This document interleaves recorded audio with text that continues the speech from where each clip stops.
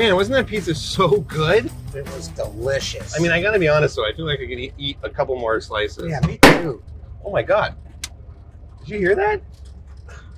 What was it? I think our tire just blew out. No way. I know, man. You know what? I think I'm gonna have to pull over and check it out. Can you believe that? Oh, hold on. Murphy's Law again. Here we go.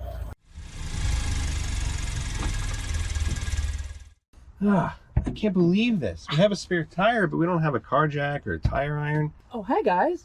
Bill, what are you doing here? Well, it looks like you guys were having trouble, and I thought I could help out. Well, yeah, actually, I mean, I was just saying to Steve here that we have a spare tire, but we don't have a car jack or a tire iron. You mean like this? Well, yeah, actually, but Bill, what in the world are you doing walking around with those things? Well, never mind about that. Just give me 5 minutes. I can get this all taken care of. Thanks, Bill. All done. Wow, Bill. Thanks so much. Yeah, you know what, Bill? Hey, why don't you come in and take a ride with us? Will do. Sounds great. All right.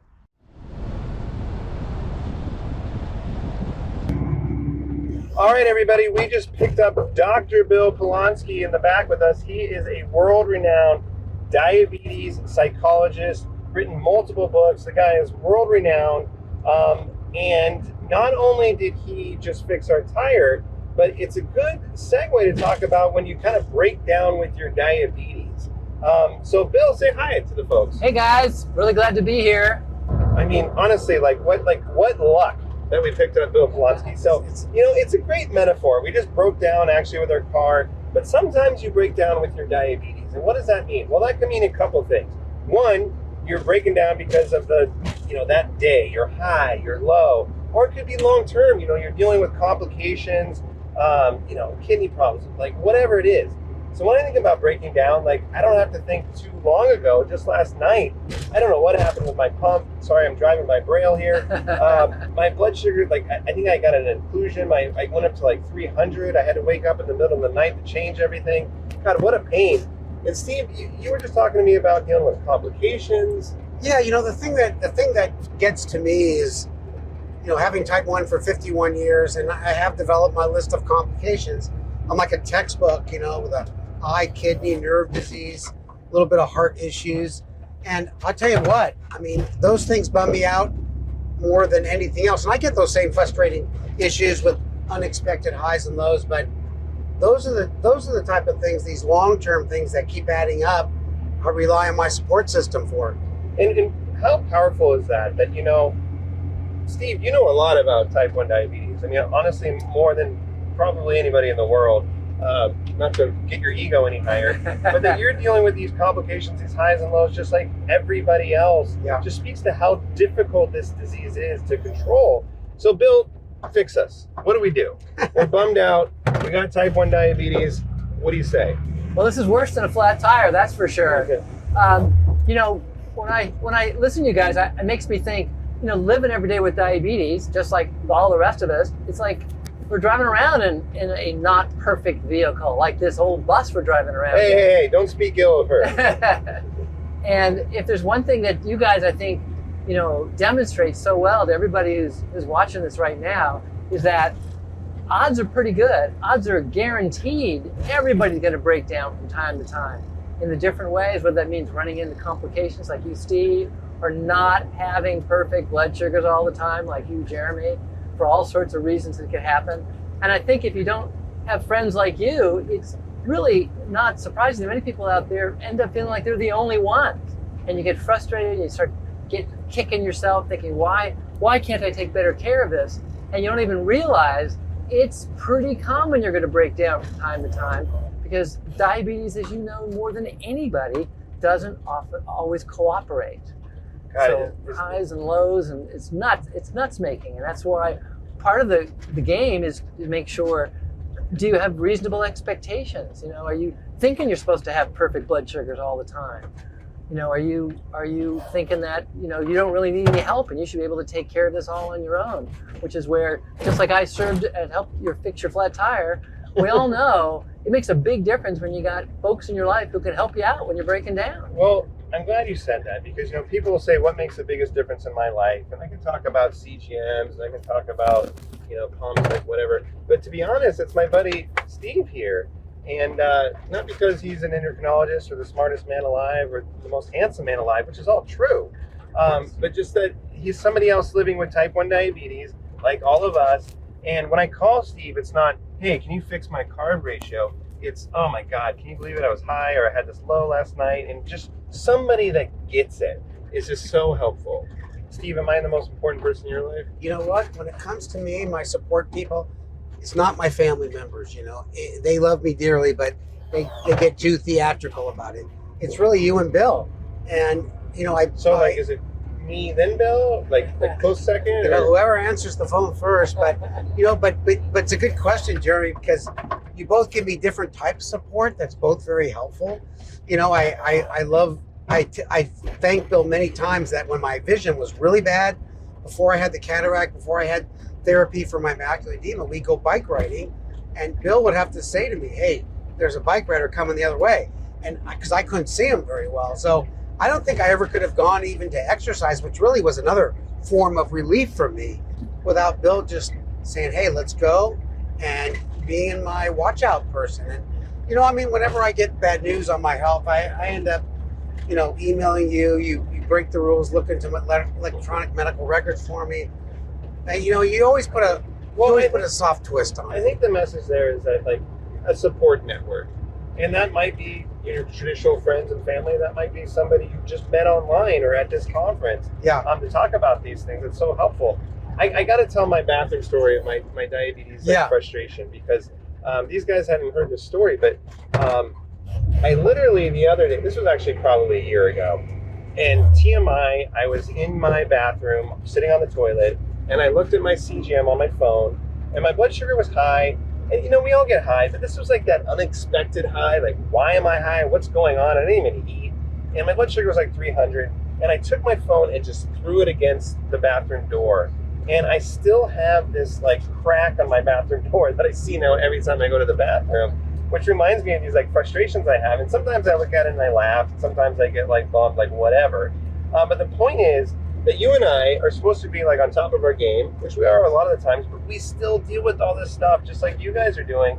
So I would say, number one, get a diabetes friend if you can. Bill, what other, like, recommendations do you give to people? And they're just like, hey, I want to have nothing to do with my diabetes. I want to check out. How do you get them kind of, like, you know, bring the emotions down?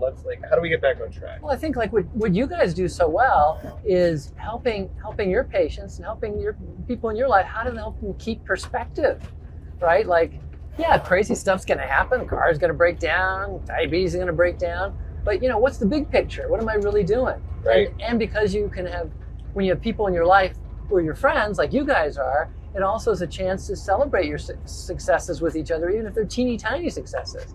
It's nice to know that there's somebody out there who can give you some of those attaboys every once in a while, because at least you're trying, right? Like, yeah, the car breaking down, but at least you're trying to fix that flat tire. At least you're putting out the effort, and, you know, you'll be able to do it.